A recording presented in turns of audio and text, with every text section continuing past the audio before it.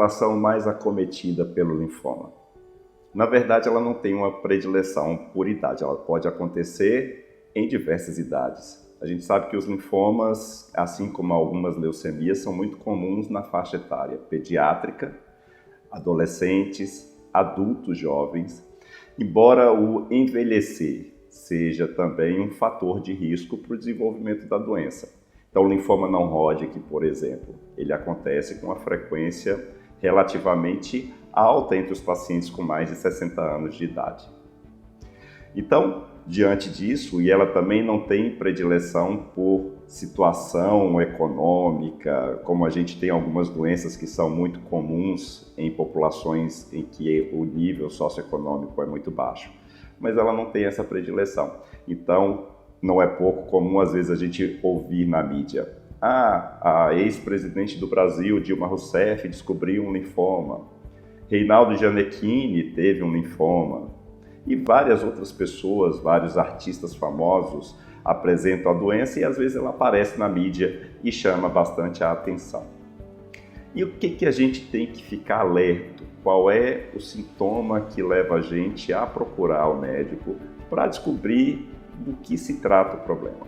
Então, tem que se ficar alerta a alguns sinais que são muito comuns no linfoma. Tanto são comuns que a gente divide os pacientes em pacientes que são A e B, nos linfomas não Hodgkin, por exemplo. Quem são os pacientes A? Os pacientes A são aqueles que não necessariamente apresentam os sintomas. Eles apresentam aumento das ínguas, e isso é muito comum nas doenças mais lentas, mais indolentes. Então, eles aumentam as ínguas, mas às vezes eles não têm muito sintoma. Mas o aumento das ínguas já é um sinal que deve levar o indivíduo a procurar o médico. E tem os pacientes B, que são aqueles pacientes que apresentam sintomas que são comuns da doença em franca atividade. Então, quais são esses sintomas? Perda de peso é um dos sintomas que é muito significativo e às vezes qual é o nível que a gente considera de perda importante de peso?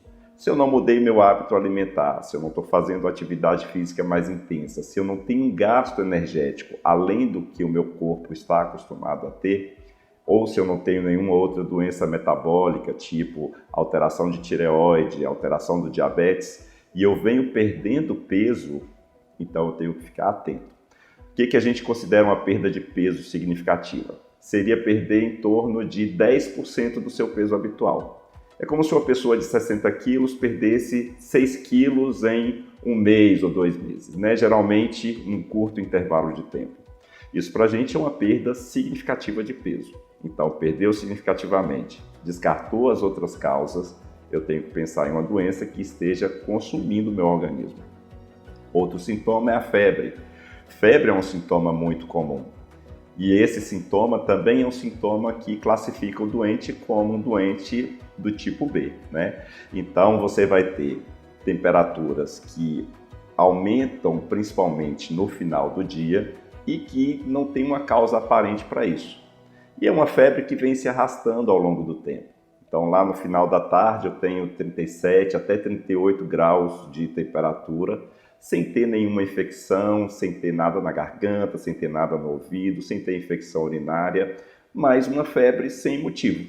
E ela aparece e ela desaparece da mesma forma. E ela segue exatamente a mesma rotina, é uma febre que segue uma rotina. Ela vem no final da tarde, vai até 38 graus e ponto. Então esse também pode ser um sintoma associado ao linfoma. Sudorese, calores durante a noite, uma sudorese que é uma sudorese significativa. O doutor estava fazendo frio, eu estava coberto, mas eu fiquei molhado à noite de tanto suor. Não um suorzinho básico, suorzinho que habitualmente a gente tem quando está quente, mas é um suor que molha a cama. Então essa sudorese também pode ser um sintoma associado ao linfoma. Esses são os mais importantes.